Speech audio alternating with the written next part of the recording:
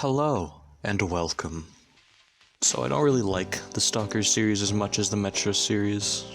Now that's not to say the games are bad, I just think that in terms of Shadow of Chernobyl, it doesn't prioritize fun over challenge.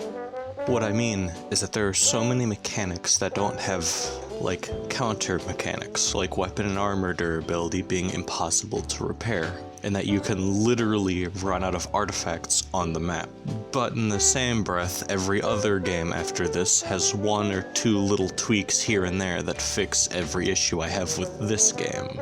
I feel like Stalker is the rare instance of the sequels being better than the original, which is my way of nicely saying that I really don't like Shadow of Chernobyl.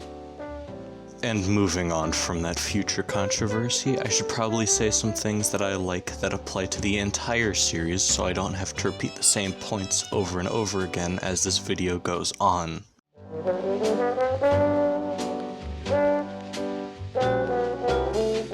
The Stalker games have the best implementation of an open world map compared to other open world games.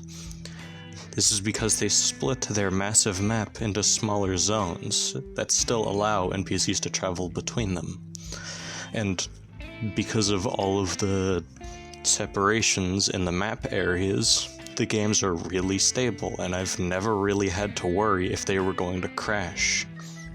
These portioned maps also make it feel like exploring the entire zone is possible and is recommended with the stash system. It also makes every location feel unique and fun to explore in, and also to fight in. Except for the Agroprom Research Institute. Fuck that place, I hate it. I also really like the gunplay in all of the games because every weapon genuinely feels like it has its own situation it's useful in. Assault rifles are good for human combat, shotguns are good against mutants, sniper rifles are obviously good at range, and all the other weapons just kind of have their own obvious uses. Okay, maybe not all other weapons. What the fuck is the rocket launcher for? Okay, that makes sense. The anomalies in these games provide so many good pro-con situations. Like, there's an artifact, but it's in the middle of a burner, and there are dogs on me already, so I could go in to get the artifact while letting the burner deal with the dogs, or I could deal with the dogs and take my time to safely get through the anomaly. 9 times out of 10 though, you'll probably die and gain nothing, and if you do survive, you've probably damaged your armor and all the money will go into replacing it, and now you don't have the extra health or rad protection you needed to assault the power plant, but your armor's good enough to make up for that. Sorry about that.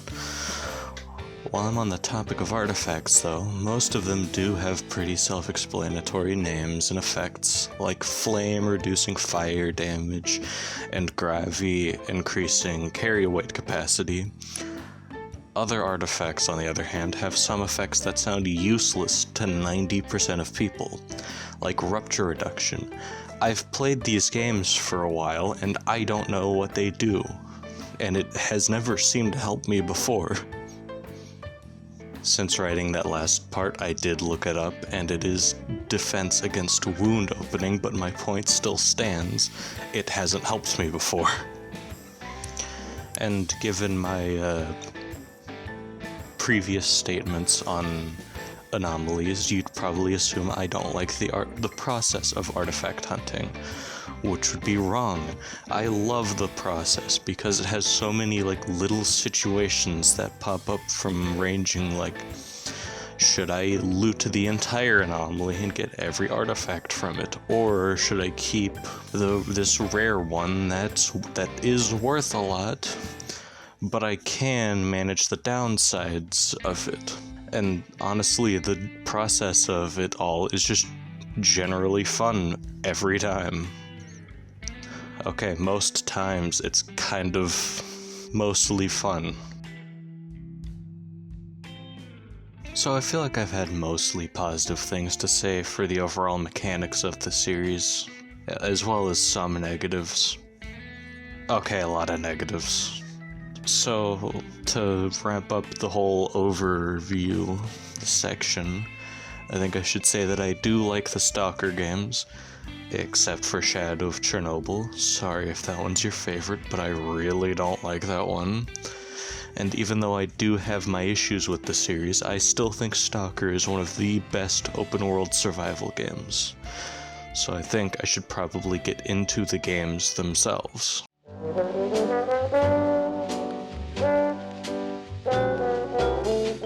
The original, a classic, a glorified tech demo. And I don't necessarily mean that as a bad thing, but you can tell the age of this game as you progress. What I mean is that there are a lot of mechanics that don't have much of an impact on the early game, but later these mechanics have a massive and, I believe, ultimately negative snowball effect on the end game. At least in my opinion, and I'll explain as I go. For the most part, if an enemy and the player have the same weapon and armor, then they'll usually do the same amount of damage to each other. This is a very helpful thing early on because you can learn the effective ranges of some weapons, and it also helps you know what to prepare for before starting a fight. But as the game progresses and you start dealing with zombies and monolith soldiers, that natural learning curve quickly falls apart. Mostly because it's really hard to learn how enemies fight when you're dying to snipers on rooftops that you can't see, or dozens of zombies that quickly swarm you and don't stop firing until they need to reload. And when they do reload, they don't get behind cover like every other enemy tries to do. And I think enemies getting behind cover can be used to either close gaps or to get away to safety. So it's a very useful thing to have in a fight. And I don't really mind games that have weapon and armor durabilities, as long as the damage can be reversed. And this is another thing that doesn't have much effect on the player early on, because if you damage your weapons or armor, you only really lose like a single point of the weapons or armor's stats here and there. And if the item is destroyed, it's pretty cheap to replace early game stuff. However, as you progress, you will need the better weapons and armor, which aren't cheap to replace and are impossible to repair still. Which would be fine if the prices decreased as your reputation increased, but even if that was a thing, it wouldn't matter because all the money you saved would just be going into the next armor you need. So with all of this adding up at the end of the game, it just turns into scrounging for every single little thing to sell, which is still not the best option because your carrying capacity is very limited and you can't even increase it like you can in the later games. And the carry weight wouldn't even bother me if everything else wasn't stacked on top of that. And don't get me started on the artifacts. They are the bane of my existence. They have so many overly excessive downsides for the benefits that don't do enough to make them worth using. And the resistance ones aren't even worth a whole lot, so you either risked your life or armor for a rock that irradiates you and makes it to where you only take one less damage from a bullet. And if you're going to sell it, it's only worth like $1,000, while the armor you need to replace is around like $16,000. And on top of all of this, all of the artifacts are super limited. So even though the game tells you, hey, this thing's made out of the bones of a creature or the metal from these pipes, you can only get one of each artifact that spawns in the game. As in, they don't respawn.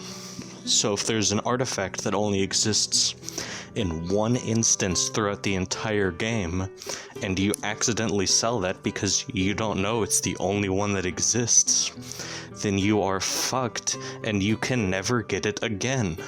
So have fun hunting for those artifacts that you can only get one of.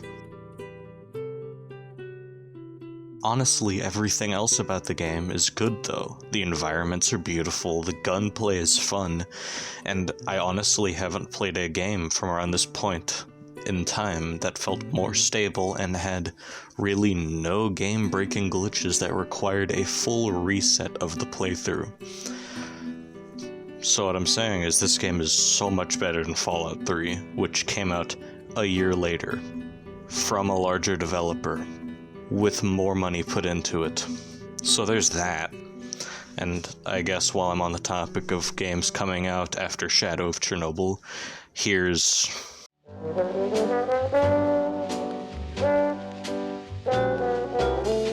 So this game is way better than Shadow of Chernobyl. It's still not perfect, though. A lot of stuff that's added either barely works or doesn't make sense. But every returning mechanic is either fixed or changed in a way that makes it more fun than challenging. But god, that faction war system is awful. So Clear changed the reputation system by making it less of a person-to-person reputation and more of like a war map style thing for each faction. Like if you kill a faction's enemies, then they'll like you more. This system mostly works. I mostly use it as just a kind of progress marker, because once you defeat a faction's enemies, they're not gonna like you less if they come back or something.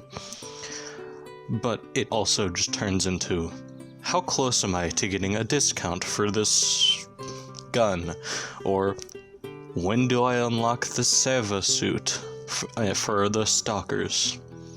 And my one annoyance is that you can, like, the war page shows you the faction's resources, but they don't have the NPCs have better items. I went with the Stalkers for my playthrough of the game, and you can clear out entire, like, bandit-owned maps. And the Stalkers will still have the basic item, like the basic AKs and Stalker Sunrise suits that they would have at the beginning of the game before you defeated any bandits. So it just turns into, I have better stuff than the Stalkers, the bandits have better stuff than the Stalkers, so you have to always go in to save everything. Instead of you save everything and the Stalkers just have better stuff because they can access it. I don't know if I said that in a way that makes sense, but it makes sense to me. So when I started this, I thought that in the game called Clear-Sky, the main faction you'd be a part of was the one called Clear-Sky. And then I beat the tutorial and realized you only really ever interact with them for the tutorial and the final areas of the game.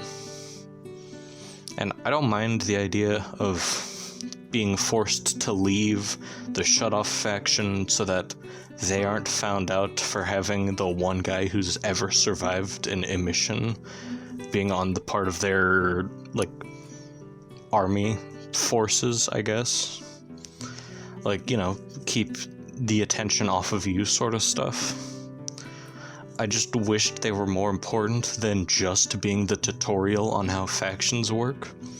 Like, they're made up of scientists and ex-military.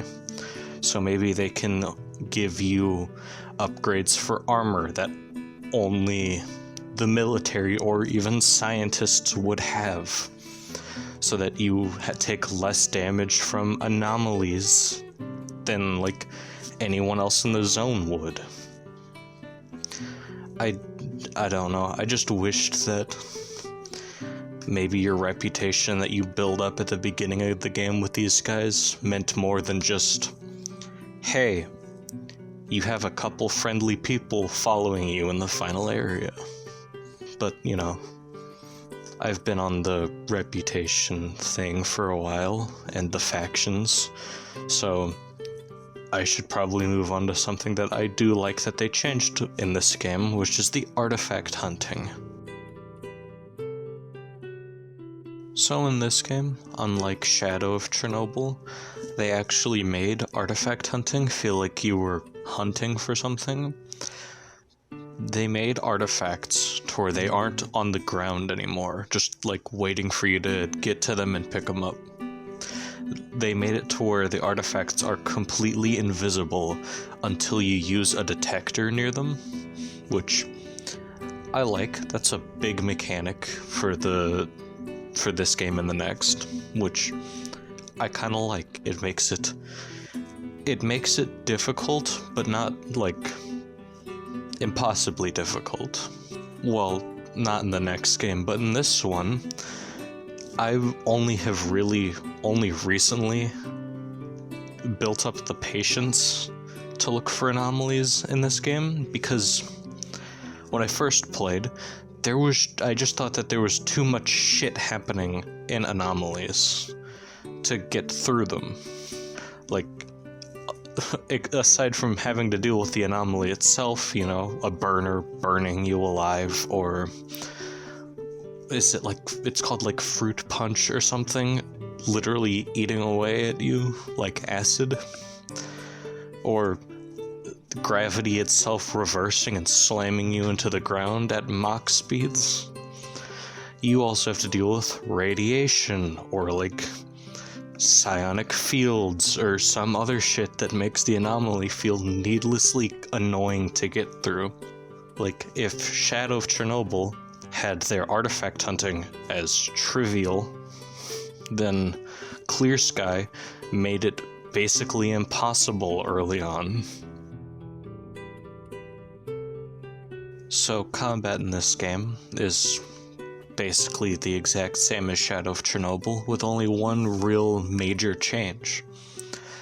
The pistols in this game have kind of an off-centered aim down sight mode, and it's honestly one of my favorite changes in this game, mostly because, you know, in the older games, you know, early 2000s to like 2010s, they didn't really model the guns. Not that they modeled them poorly, but the guns just had like, the textures on them were just kind of low. Like, iron sights in this game basically are 3 different blocks that come up that just kind of semi-line up well. So you can't see past them, but you can kind of, if you cover up an enemy with the iron sights, then you're probably gonna hit them. In this game, they just made it to where the gun is kind of off to the side, so it's out of the way, or at least with pistols, the pistol is off to the side and out of the way. So you can still use the crosshair to aim with. And most of the other guns, you could just kind of put a scope on it and it removes the issue basically entirely. So, like, it actually makes it fun to use the pistols in this game. And it confuses me why they changed it to how it was before in the next game. So this game uses most of the same map as Shadow of Chernobyl, with the biggest changes being where the main factions call home. Like, Agroprom and the Dark Valley have the biggest changes, that being that Duty runs Agroprom instead of the military, and Freedom runs Dark Valley instead of the bandits. And honestly, in this game, Agroprom is one of my favorite locations because there's such a wide variety of characters in the area. Some may be friendly to you, others are less friendly, and some just don't care about your existence. I don't know, it's just kind of interesting to me. So I haven't really, like, wanted to beat any of the main quest lines of these games, after I almost had a mental breakdown in the first game trying to assault the Chernobyl plant. And honestly, I never want to get to that point of anger again playing a game. And honestly, continuing to talk about these first two games is slowly getting me to that point, and I feel like I'm gonna break something if I keep talking about these. So I should probably move on to my favorite game in the series.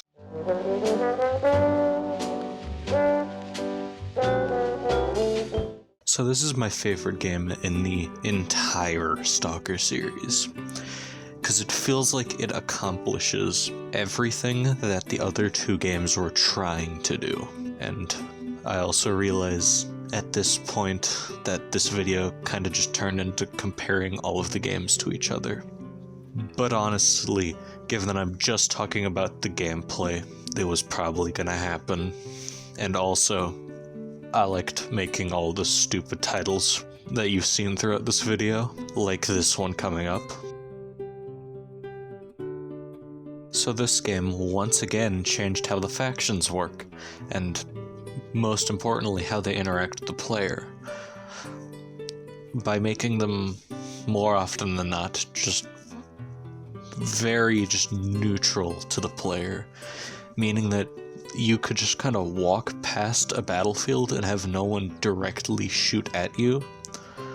And there are a few exceptions, such as the mercenaries, zombies, and monolith soldiers. And aside from the zombies and mercenaries, the latter having specific locations they never move from, you won't really be attacked by any human enemy, unless you start some shit with the bandits. But this means that you can choose what side of conflicts you want to be on. In the early game, it's the loners versus bandits. Towards like the middle of the game, it's duty versus freedom. And at the end of the game, you're forced to be on the side of the military against Monolith. Which, I mean, you could look at it as being like some clever little political commentary where it's two sides who don't want to be there being forced to fight each other for the fucked up entertainment of a higher power. But it could have been way cooler if you could bring a small fighting force as a sect of the duty or freedom ranks that is designated to be the first people in those groups to enter Pripyat, and inadvertently making the military be less hostile to whatever faction you bring with you. I feel like it could be interesting in terms of like the story. I don't know, though. I'm not the one who wrote these games, so it could just be like, we didn't want to do that. The artifact hunting in this game is just perfect. The only real threat is the actual anomaly the artifact is inside of. So instead of being forced to worry about radiation or psi damage, your only concern is what type of burn you're going to have to deal with, be it chemical, electrical, or just fire, or if the air itself is going to make your spine into an accordion. And on top of other small things, most of which is just the removal of visual clutter, the anomalies don't feel any safer, but are made to be much more fun to navigate through. And I know they were introduced in S.T.A.L.K.E.R, but I think this game made them so much better and more of a threat. Emissions are one of the most dangerous things that could happen in the zone, and one of the most helpful in Call of Pripyat, because it makes all artifacts respawn. Which is actually different to how S.T.A.L.K.E.R did it, which just attached the respawn times to the in-game time. And Shadow of Chernobyl only had a set amount that didn't respawn. The emissions also change the layout of anomalies so that you can't make like mental maps on how to get through the anomalies. So they're always a challenge to navigate. So I brought this up in the Clear Sky weapons segment, but this game removes pistol, like offset pistol ADS for some reason. But I guess the modeled iron sights have a little bit more detail that allows them to be used easier. but I still feel like it's harder to aim the pistols than it is to just hip fire, at least to me. And this game also changes how weapon upgrades work in a way that makes more sense than Clear Sky's upgrade system. So instead of having some mechanics be able to upgrade some things and others can't upgrade others, the three mechanics in the game just have their own like little upgrades that that only they can do. And the non-scientist mechanic can be given better tools to allow them to do further upgrades, so you don't have to go all the way back to one specific guy in order to do one upgrade. You just have to get to the nearest mechanic to the next upgrade tier. I also didn't bring up the combat a whole lot in the other two games, but they just felt wildly inconsistent between enemies. Some enemies would die in a single headshot, and the next guy, exactly like him, would take like 4. And this game made it to where like 99% of human enemies could die from one shot to the head, and the outliers made sense because they're wearing heavily armored armor with a heavy-duty helmet. And the only thing that would really prevent the one-shot kill would either be a glitch or you missed and hit them in the torso, which makes sense in terms of video games.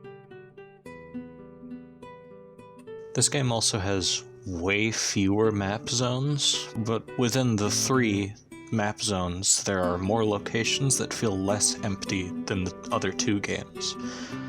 Like, within every building, there's either some sort of combat, or just a lot of nooks and crannies to explore. Or there's just an anomaly in the backyard that's fun and just difficult to get through. These maps somehow managed to feel more full with life than the other 2 games, even though they were bigger and had more open space. Which, I don't know how that works, to where in most open world games, they feel just empty. And this game, even though it feels like it's meant to feel empty, feels like it's more alive than like Fallout 3 or like, I don't know, any of the other open world games that I've played. But yeah, I honestly think this is the best game in the series, like, hands down. And that's not even mentioning the one thing that I think is most important of all. This game has power armor that actually feels like power armor. And not even like how Fallout 3's power armor was. It kind of like feels like the in-between for Fallout 3 and 4. God, I'm still talking about Fallout in my Stalker video. I need to finish this before Todd Howard shows up or something.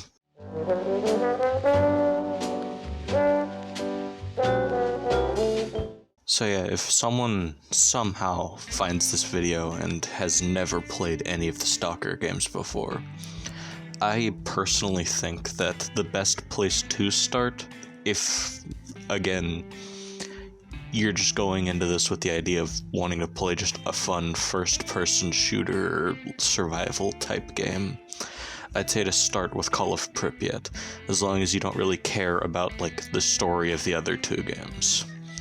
Because it's generally the most beginner-friendly game in the entire series, and it kind of just gives you the ability to experiment with everything as soon as you start.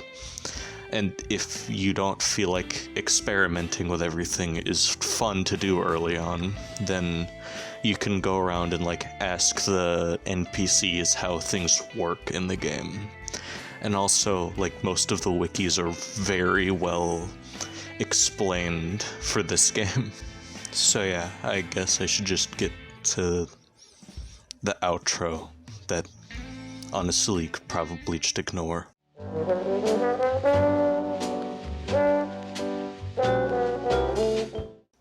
So yeah, that's all I really have to say about the Stalker series. I know this had more negatives than the Metro video, but the Metro video I felt like was more centered on the plot, which I have no problems with, while these games are more centered around the gameplay and whatnot, which I have a lot of problems with, at least for some of them.